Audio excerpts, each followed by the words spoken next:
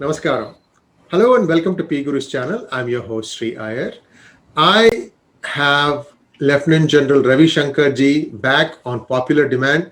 General Ravi Shankar, Namaskaram and welcome to P Guru's channel. Namaskaram. Pleasure to be back on the P Gurus with you, Mr. Sri Iyer. General Ravi Shankar, I can't tell you how much all the videos and hangouts that we've had has been received in our channels. People are very inquisitive. They love the way you present information. They love the format, the elucidation. So we are really looking forward to today's topic. Viewers, I have not told you what today's topic is. This is going to blow your mind away because General Ravi Shankar has spent a fair amount of time preparing for this hangout. It was at my request, and we said we are going to do a really good job of trying to present to you what is going on in Brahmaputra, the dams that China is trying to construct across Brahmaputra. What exactly is China's problem with water? We're going to get the entire information here on this particular hangout. So fasten your seatbelts, and here we go. General Ravi Shankar, take it away, sir, and we can start from your introduction, and then after that you have a small slideshow presentation for us. So we look forward to your talk, sir. Yeah, thanks a lot. Good evening to all of you. Brahmaputra has been in the news of late because the Chinese are planning to build a dam at a place called the Great Bend on the Brahmaputra. They're also trying to, put in a lot of development in Tibet. There's also a lot of reports and activity to divert water of Brahmaputra to the mainland China. All this has stoked apprehensions in the mind of the normal Indian, both who are in India and abroad. So I think we need to have a holistic view as to what the whole picture is, and then India has to come up with plans as to how to tackle this problem. The problem is there, and the problem is not the normal dimension which we think of. It has got long-term effects, and it's got major humanitarian effects which we need to take on a global scale. So I'm going to just highlight the issue and then take it as it goes. Incidentally, I've also written an article on this, and you can access it on my website www.gunnershot.com. Thank you. Let's do the slideshow first. Yes, sir. Please get started, sir. The first thing we're going to go through this whole thing about the dams across the Brahmaputra River. The first thing I'll do is give you an overview of all the rivers which come out of Tibet. Tibet is like a water tower of the world, or the water tower of Asia. A whole lot of rivers flow out of Tibet, and these are rivers which affect humanity. Let's come from the west. I just need to make our viewers are very particular about the map depictions. The map depiction here, Jammu and Kashmir is not shown as part of India. This is how the world shows it. There is nothing much we can do. What we have to look at is the information the good journal is putting out. Yes, it hurts us. It pains us to see that the world doesn't like to think of Jammu and Kashmir, the Pak-occupied Kashmir, as being part of India. Whatever it is, we have to take it the way it is. Please proceed, sir. Yeah. Let me elucidate. This is not a political map of India. This is a map which highlights the rivers. So please take the political boundaries as they are. Yes. Right. I'm also conscious of that fact. Right. Now you look at Mount Kailash, which is the area of Mansarovar, which is sacred to all of us as Indians.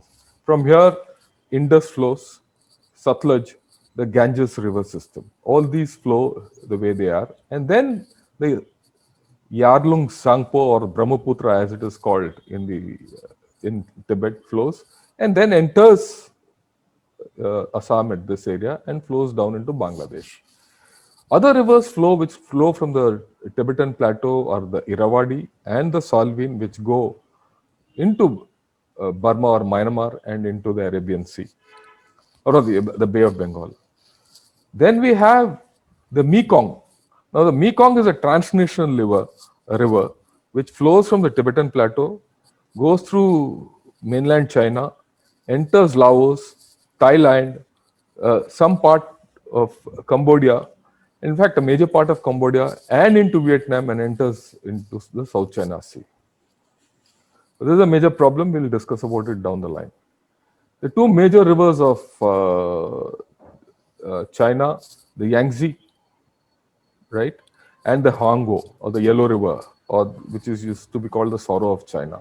So all these rivers flow out of the Tibetan Plateau, and it becomes very important for everyone. Right. Now I'll focus on the Brahmaputra and give you an overview of what how the Brahmaputra is. Like I said, the Brahmaputra starts at Mount Kailash. Like this is the Mount Kailash in the background, and this is the stream as Brahmaputra looks at its origin, and it flows eastwards over 2,000 kilometers. This is the flow of the Brahmaputra in a narrow stream through the mountains of Tibet. As it keeps going, it's called the Yarlung Zangbo there, and it keeps coming. The Zangmo is a dam which the Chinese constructed about 10 years back, right?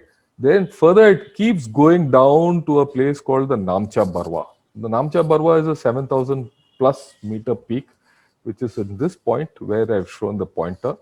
And it is here that the Brahmaputra swings around this Namcha Barwa peak in something which is called the Great Bend, right?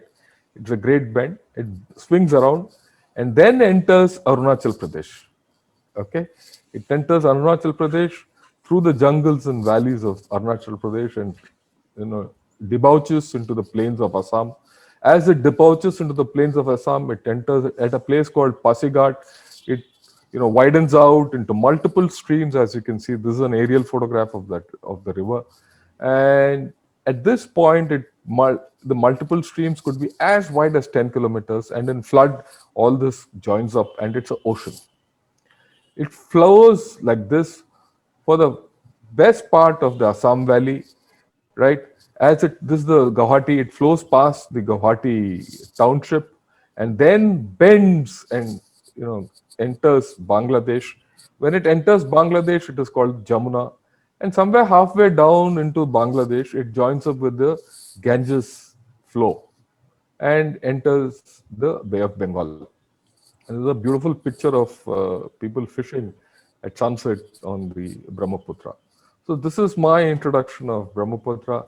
So yeah, let's have what you feel like and anything you want to say, Mr. Iyer. Yes, General Ravi Shankar, about the bend, the Great Bend that you refer to. Yes. Now, Yeah. I have read stories that there is a huge fall. I think within a small horizontal distance, it drops by around 2,500 meters, 2.5 kilometers drop. Right. So that is sort of like that natural trajectory is so huge that the declination, if you will, is so fast that it is an ideal place to harness it for hydroelectric power. Correct. Right. So in terms of go ahead. Yeah, this is the place. It enters India at a place called Kepangla. Kepangla lies a pass, and it falls. And it's one of the best sights you can see the Brahmaputra falling down through the Great Bend, and it's a sight to see for a lifetime, right? And now to give you a little idea of the Brahmaputra, a lot of people say, look, if the Chinese put dams on the Brahmaputra and water down, it will be affected, all that. I have a different view, and let me explain it logically with this map. You see, this map shows in blue the main flow of the Brahmaputra river. But Brahmaputra river has got so many tributaries, right? And this dotted line is the Himalayan crest line. Most of the tributaries of Brahmaputra come from the Himalayan crest line. So the water in the Brahmaputra will not get affected if one stream across the Himalayas is blocked. In fact, there is a view that if the water from this main channel is blocked, right, it will help flooding or reduce flooding. That's something which has to be understood. Another major tributary which comes in is called Lohit. This is the Lohit. It comes from the Walong area and hits, joins it at a place called Sadia, the main Brahmaputra river. It has a lot of water. One of the main water sources is the Subansari, which is a major tributary. Then, of course, all the other tributaries are there, right? So, water in Brahmaputra is not the issue. That's the first thing. Yes, there are issues of ecology which people talk. Now, if there are dams, across built by the Chinese, the ecology of this area will be affected. To a large extent, the ecology of this valley, as the Brahmaputra enters Arunachal, it is called the Siang. It is also known as Dihang, in local languages. So the ecology and water level, if there's a dam here, in this channel will get affected. There's no doubt about it. And that is why there's a talk that we put a upstream of this channel, we make our own dam so that there is adequate water flow in the downstream portion of the Siang or the Dihang tributary till it reaches Pasighat. Once after Pasighat, there's adequate water anyway. So that is the antidote for any dam which is across. But I think there are far more issues which I have to put across to you. Yeah. So if you have any issue which we need to discuss, we can discuss, and then we'll have a look at China. So I think we've established a very good introduction, sir. I urge you to continue. And whenever I have a question, maybe I'll raise my hand. Yeah, I think can- whenever yeah. you have a question, we must, because the issues then can come out and we can Yes. discuss it. Yes. Right? Otherwise, it will become a monologue, and that's not the best way of doing things. Correct. Correct. Right. Now, let's take a look at China, because we have to understand China and why China is doing all this damming and all that. Now, China is a water-stressed nation, right? This is a map from the IMF or World Bank kind of maps. 20%, China has 20% of the global population, but it has only 6% of the world's fresh water. It is being badly affected by climate change, which many people don't understand.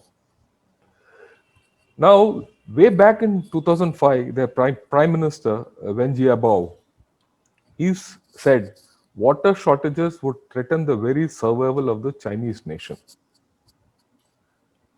It's a truism, right? And if you look at it, this is Tibet and Xinjiang area, and these red areas are the water-stressed areas, and this is the Han area of China.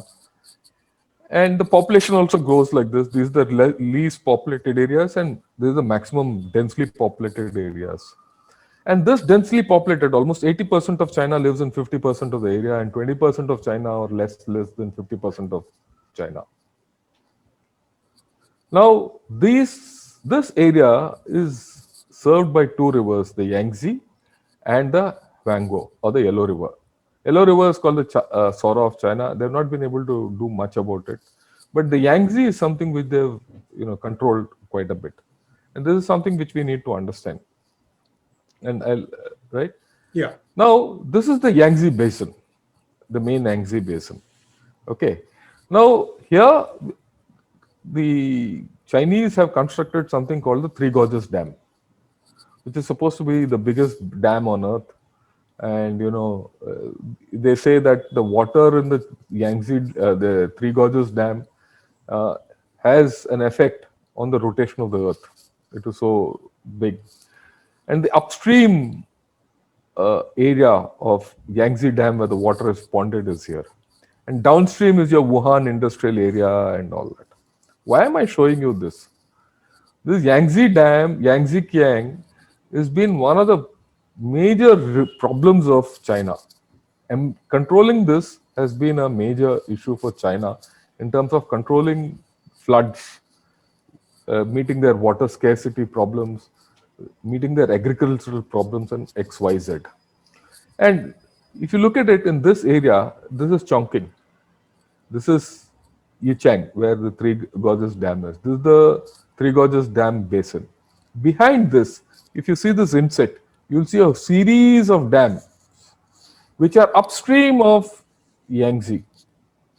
And there are more ahead also, in the hills. what I'm trying to say is, right from the days of the Great Leap Forward and Mao's times and all, the Chinese have been great dam builders. It's part of their culture to build dams for water, and most of these dams they built to control floods, not only for water, to control floods also. Right? It is in their culture, and this is where they have problems. I'll come to that a little later. Now, this is Yangtze. Now, as recent as last year, this Yangtze and the Three Gorges Dam was under threat of being of collapse. They had to, the Chinese had to destroy some of the dams and do artificial flooding to ease the situation. Otherwise, the Three Gorges Dam would have gone. If the Three Gorges Dam had have gone, China would have gone back. I don't know how. But the entire Wuhan industrial belt would have gone. This is the floods in Chongqing. In fact, in that time, Xi Jinping and Li Keqiang went and stayed in all these flooded areas because was one of the most critical times for China, which largely has gone unnoticed. Okay. Now, when you look away and look at the Mekong, which I told you earlier, in the Mekong, the Chinese have built so many dams here. These are all operational dams built by China, right? And Laos and Thailand and Vietnam and Cambodia are struggling today for water. And what I'm trying to get at is Chinese are not only have a history of building dams, they have a problem of creating transnational problems also. And now they're transposing that to the Brahmaputra region. That's the point. And there are major problems in this area, right? And virtually all these states, less Vietnam, all these nations less Vietnam, are some kind of client states of China, right? So China has got away with a lot of things, right? Now, what is China's track record? I mean, we can discuss this a bit, but you look at the Great Leap Forward. When you look back in the 40s and the 50s and the 60s, when they took the Great Leap Forward, they produced a lot of foodstuff and exported it and didn't give it to their own people, and it resulted in famine. In that famine, it is anything between 15 to 30 million people have died. This is recorded. Okay. So whatever China does, everyone feels that today their thing is great, but they have long-term problems. They have created long-term problems for themselves. Then you look at the one-child policy. When the one-child policy came, everyone thought China's population problem is solved, demography is solved, and everything. But today it has resulted in an aging China, irreversible, and it's going to have an effect on their economy and everything. This is the Three Gorges Dam. The Three Gorges Dam, which they made to prevent flooding of China, failed to prevent the flooding. In fact, they had to try and save the dam itself. And how did they save the dam? They burst other dams. This is all fine. Was it downstream to this, the bursting, or is it upstream? Upstream. Upstream. Okay. So that the pressure on the water on this dam doesn't come. And they flooded the whole areas of China. Now, this is feasible because largely this was done in the plains, right? And they had upstream, they had channels which they could, send water out into, right? But you can't do that in Sangpo. You can't do that in Brahmaputra. That's the point. That's why I showed all this. They have this problem of creating problems, trying to solve them, and getting us into a bigger problem without, looking at the larger ramifications of what they're doing. Now, this is the dams on Brahmaputra. The ones that are in red are proposed. The ones in green, there are about 6 to 10 of them. 6 of them are on this, and about 4 of them are elsewhere. All right, they've been constructed, and more are under construction. I understand this is a map which you can't really make out too many things. Right. We have a better map also. Yeah, this is a better map. Yeah. So you look at this, the map on one of the tributaries, they've got 3 dams here and a few dams here, and they've got about 8 to 9 dams here.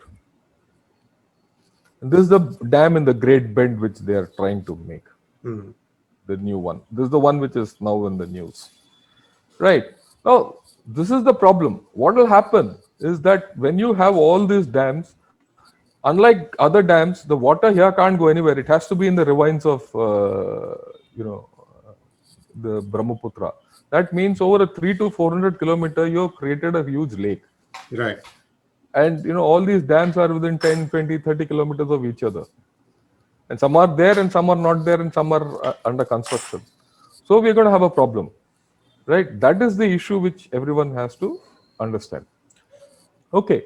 Now, see, if everyone understands that these dams should be there, everyone needs water and all that, right? Sir, one question, sir. This Yeah. water, how can this reach plains? Because you have still a whole series of mountains to cross. I can understand power being extracted, but water, I'm still having difficulty. They have tunneled it. They have put tunnels for the past 10 years. They've been trying to tunnel their way through this thing. I mean, one doesn't know the alignment, but it is there. You're talking about tunnels that run hundreds of kilometers, sir? Yes. Channels and tunnels. Like we take irrigation canals, they've taken water channel tunnels. But that's the problem. Yeah. So sorry. I mean, this is all very, very active, seismically active area. Correct. Because you have plate tectonics. The India plate is that's how the Himalayas got formed, because this is constantly rubbing against the other plate. And so this is on very, very sensitive, very ecologically fragile ecosystem on which these dams have been built. Yes. Yeah, I agree with you. That's what I was about to explain. Please see, go ahead, look at the like you rightly said, this is on a tectonic plate. There's a Eurasian plate, everything. That let's not get involved with that. But the major earthquakes which have happened are along this belt, right? And here, there's another thing. Now, what happens? Now, an earthquake can happen. If the earthquake happens, one dam can go. If one dam goes, the others can go in a domino, right? So if that happens, you're going to have immediate flooding downstream. There's nothing to stop. So first and foremost, you're going to have major flooding downstream. If one dam goes, the rest goes. That's a issue. That is a direct thing out of a natural disaster. So if you have a natural disaster, it's going to get magnified, right? So that's one. But the second problem is something more peculiar. What is the peculiarity? When you have so many dams in a cluster here like this, there's a huge water body, and that water body has weight. Right. That water body, due to the weight and the porosity of the rocks underneath, after all, these areas are all young mountains. Soil is not stable. Correct. So the water seeps in. As it keeps going in, and it hits the fracture area where the tectonic plates down below, and the water pressurizes those tectonic plates, you're going to have induced earthquakes. It's a phenomenon which has happened. It has happened in Maharashtra long back when that Koyna Dam went. It is believed that even in Sichuan, as late as 2010, that earthquake was because of this factor. So these dams, as you build, will induce earthquakes. When these earthquakes will come, we don't know. How long? There's no way to measure the porosity of rocks. There's no way to measure whether there are fractures underneath or not. So this is a major danger. And the moment so many dams come up in this area, now we are flying blind after that. And this might not happen now. It might happen the next generation or the next generation. So who knows? So that's the major danger in this thing. So you have any questions on this? We'll answer. Then I'll take you to the next problem. Yeah, I had one observation, sir. You see, if you could go back one more slide, I'll tell you to go back because I have a question. Right here. So let us say that you have 3, 7, 8 dams.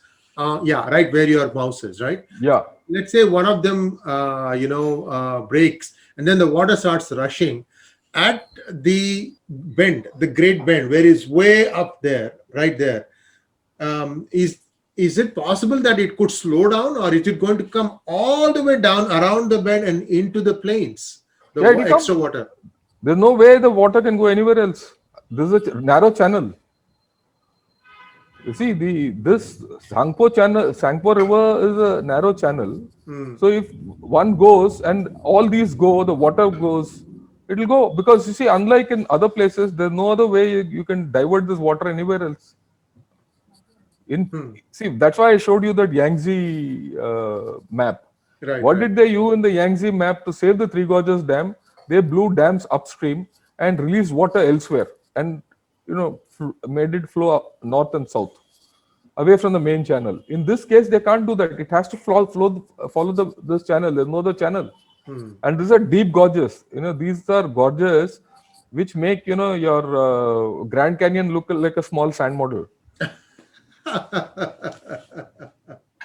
Right.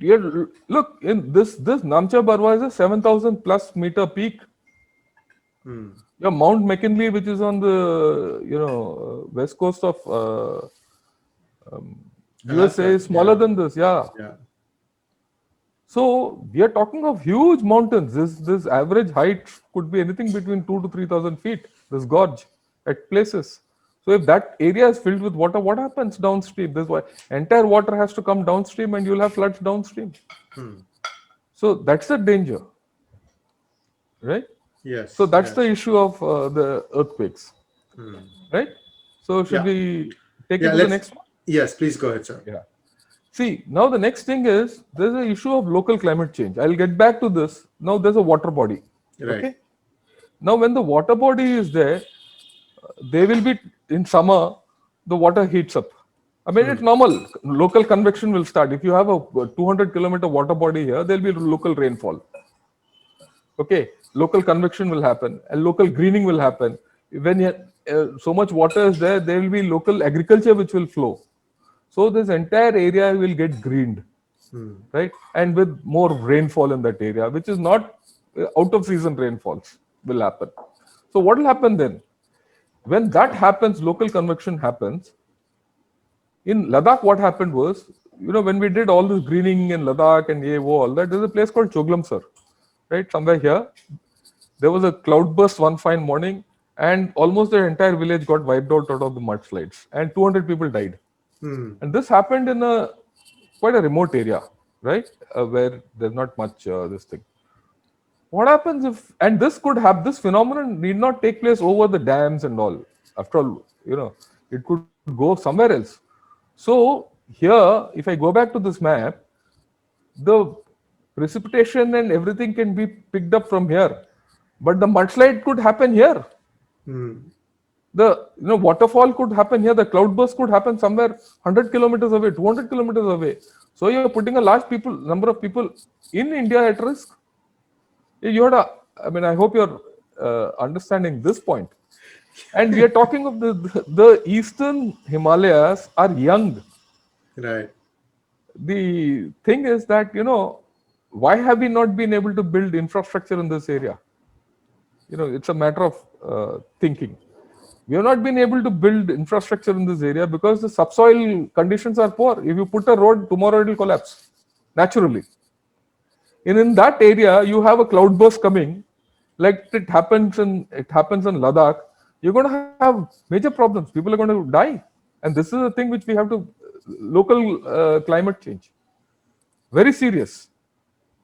I mean, I hope any questions on this. So, well, so they are also weaponizing their dams against India. I don't think they're weaponizing. They don't even know what they're doing. This is That's something. This worse. is That's worse. yeah. That is what I'm trying to say. That is why I showed you my problems with China, whether it's a great leap forward or their aging problem. One child. Today's solution of any problem in China is tomorrow's international problem. So they are creating problems which they have absolutely no this thing. That's the issue.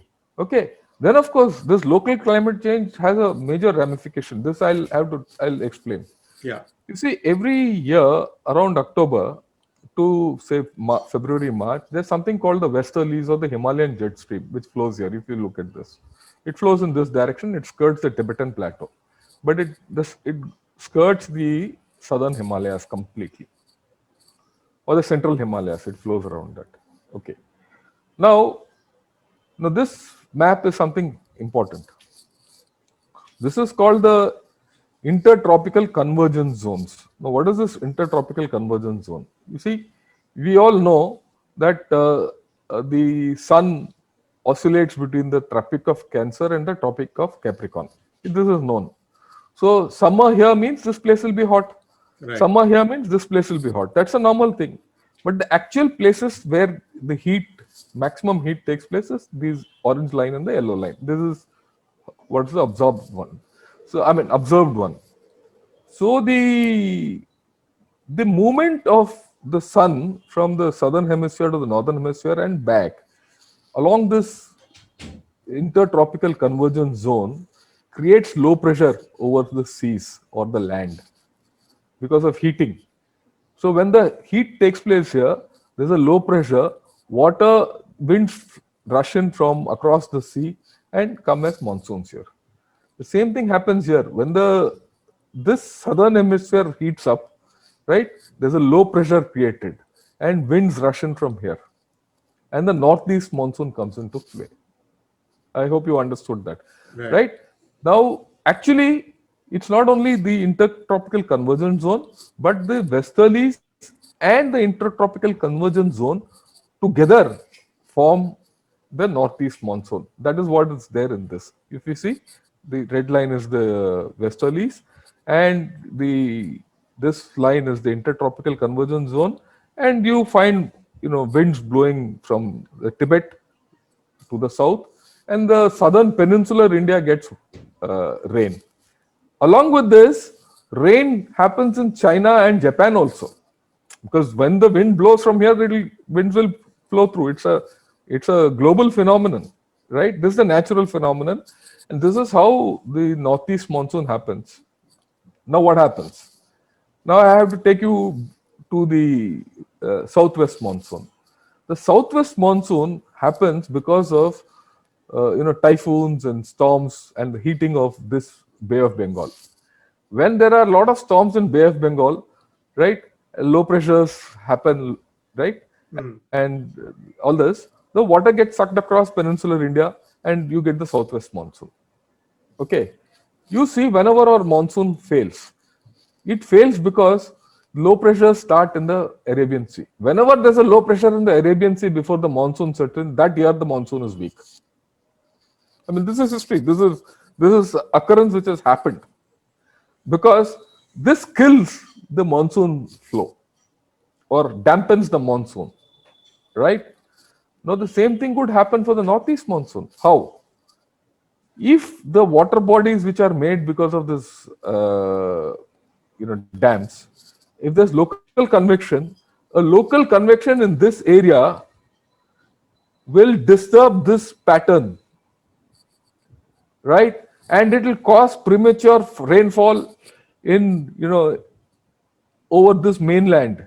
In which case the winds are disturbed. If the winds are disturbed, your entire northeast monsoon gets disturbed. That's my worry. Am I talking sense? Logically, you are.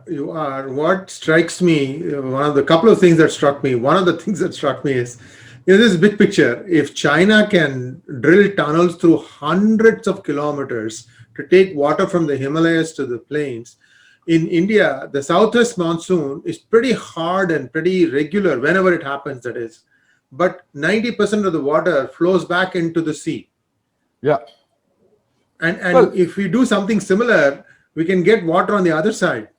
No, that's a different story. Look, that's a different story because we have a river linking scheme and all that, which we got stuck because of political issues, right? And other ecological issues and all that.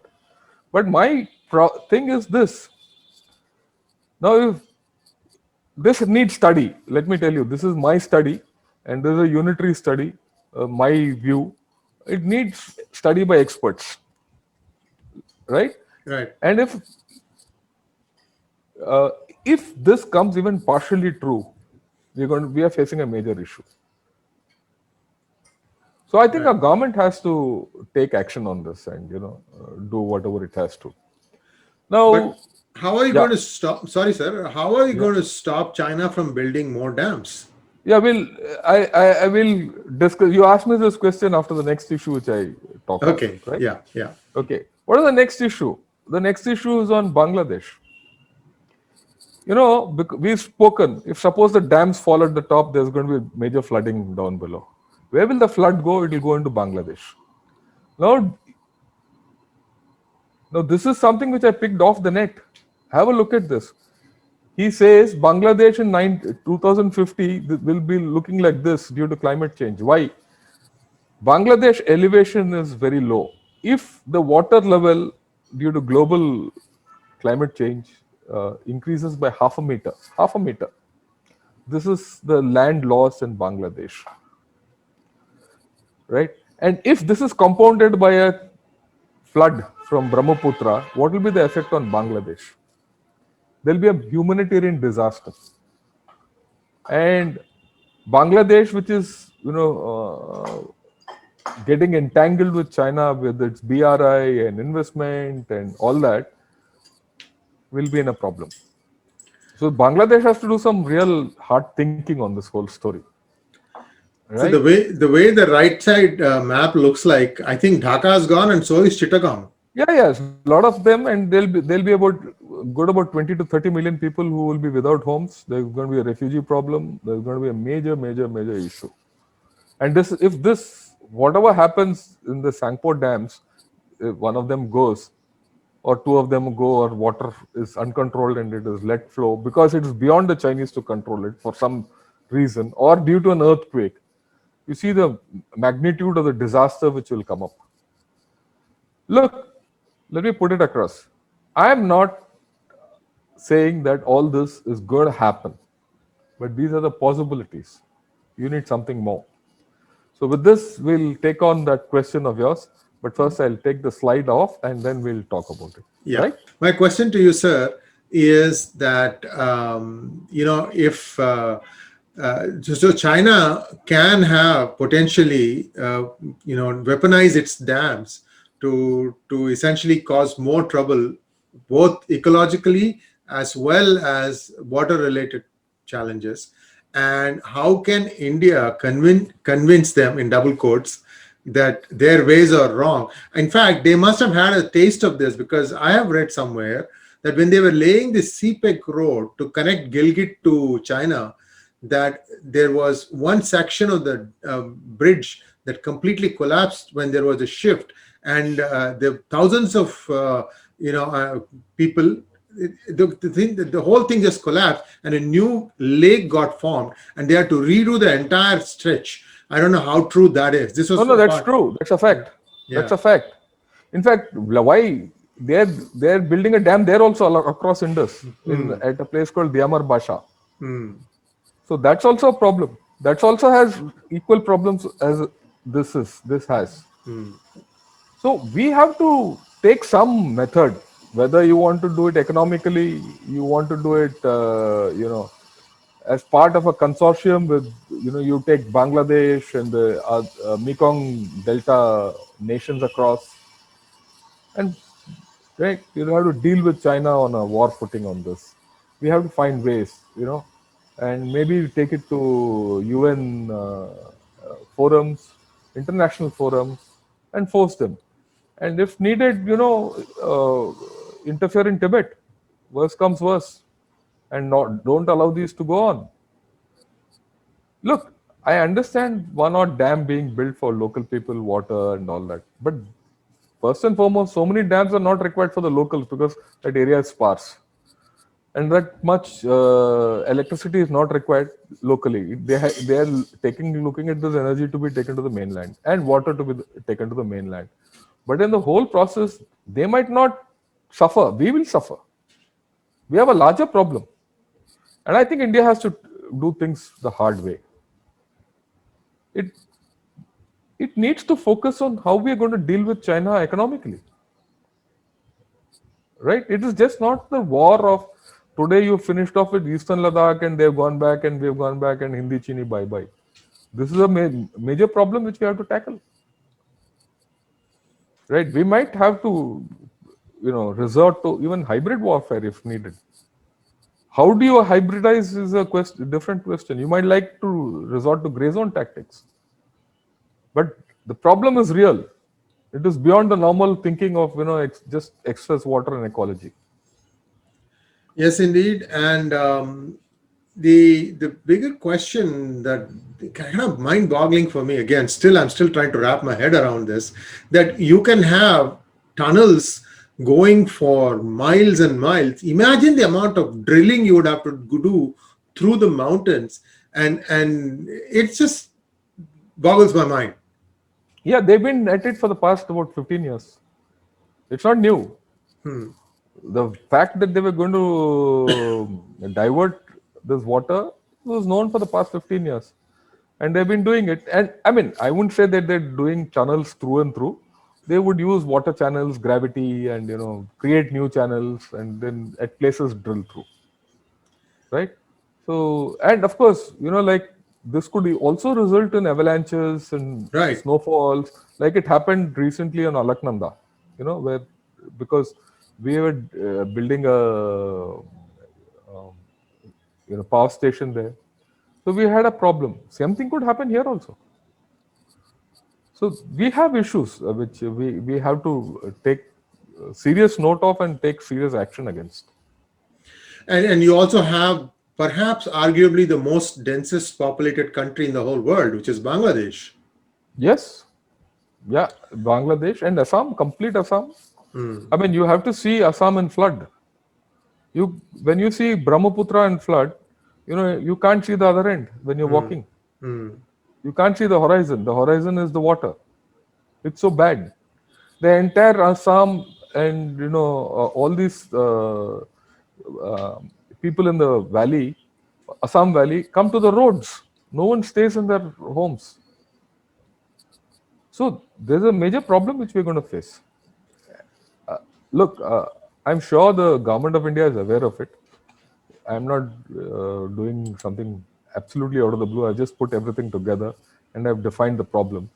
We need to form an expert committee to look into the whole thing, assess it, share publications, get it into the media, show the Chinese down in a poor light in international forum that they talk of doing the just thing and the moral thing and humanitarian issues and all that.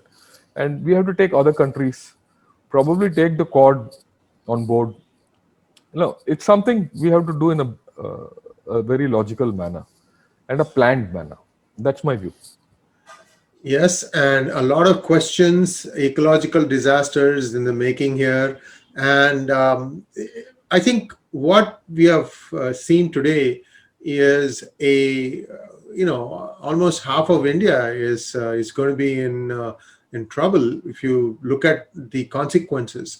And I just can't even imagine if your northeastern monsoon fails. It is very weak. It's not as consistent as the southwest, which is why I was trying to tell you that why isn't India even see Western Ghats to the other side. I lived some years of my life in Coimbatore, and that's a perfect example, General Ravi Shankar, about wrong side of the mountains. It'll be raining cats and dogs just a few kilometers away on the other side of the Western Ghat. And on this side, it is dry, arid, hot, and there is no water. Yeah, I see your point, but that's a different story. We need to do better water management is, no brainer.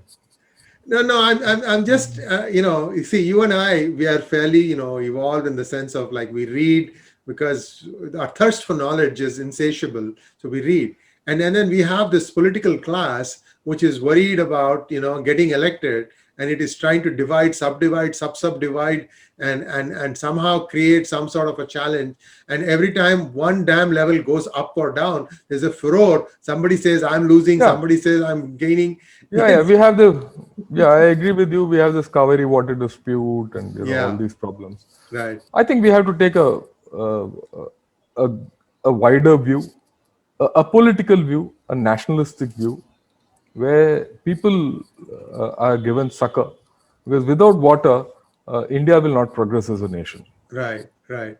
And And if you remember, when one of my earlier shows with you, I'd said that the key issue for India will be water management. Right, right. In fact, I studied at Colorado State University in Fort Collins, which had one of the best water management programs. And engineers from India used to routinely come there, take courses for 2 3 years, and then come back. And they identified two countries as having the highest per capita water, United States and India. And here is the irony: the best managed is in US and the worst managed is in India. Yeah, I agree with you. I mean, just to give you figures, USA has managed its water in a way that it has got 900 days water reserve, right? Yeah, India has just 150 days water reserve. China has about 200 to 250 days. Pakistan has just got 30 days. South Africa has got about 500 days water reserve. And that's the capacity. We have to not only increase the water reserve capacity, but we have to manage the water better. But having said that, let's not do ourselves down. If you look at the Indira Gandhi Canal, which comes from Punjab and it comes right down to almost Gujarat, to the top of Gujarat, to Barmer. 20 years back, Barmer didn't have water. People used to walk 10 kilometers to get a pot of water. Today, water comes into Barmer. That's a marvel, right? You got water down to 3,000 kilometers. So it's not as if we have not managed, but there's a long way to go. yeah. In fact, I mean, it's one of the best managed systems in the world, incidentally. yes. You breathe the desert. Yeah, I was a student 30 plus years ago, sir. I mean, Yeah. those days it was, we were still talking about Medha Patkar trying to stop the Narmada Valley project from proceeding and all sorts of stuff that used to happen. India was like that No, I socialist. don't mind. No, I don't mind them. Putting they have a role to play. All these people. After all, they put caution. True, Right? true. Let's look at it positively. But eventually, we have to get water where people live, and it has been taken. Successive governments, right, have taken water where it is required. Yeah, it's only in the south we have still a problem. North has resolved a lot of its problems for water, but there are more issues. But that I think we'll take it up on a different day. Yes, indeed. And it was a fascinating conversation, sir. And viewers, please feel free to give in your comments. And we will try and see if Good General has some time to answer some of your questions. Certainly, we do look at our comments. We take your comments very seriously. And this is an eye-opener of a video because nobody has dealt it with at this depth and also looking at it from so many different angles. That's where I see that this hangout has made a difference in terms of like the content that we distribute. So please do subscribe to our channel. Please join as a member, and also please refer us to your friends and family. It's important that message goes out to everyone. We shouldn't be wasting our water, and that is going to turn out to be one of the most precious, if not the precious commodity 5-10 years from now. We want to leave this earth in a way which is better for our children and grandchildren. That thought alone should make us pause and reflect on how we are using water. Once again, thank you very much, General Ravi Shankar, and we'll be back again with more such insightful conversations. Thanks a lot. The last word I want to leave is I've seen Brahmaputra almost from its source in India and many of its tributaries. I'm in love with that river. That's why I did all this research. Thank you. Thanks for giving me this opportunity. Thank you, sir. Thank you.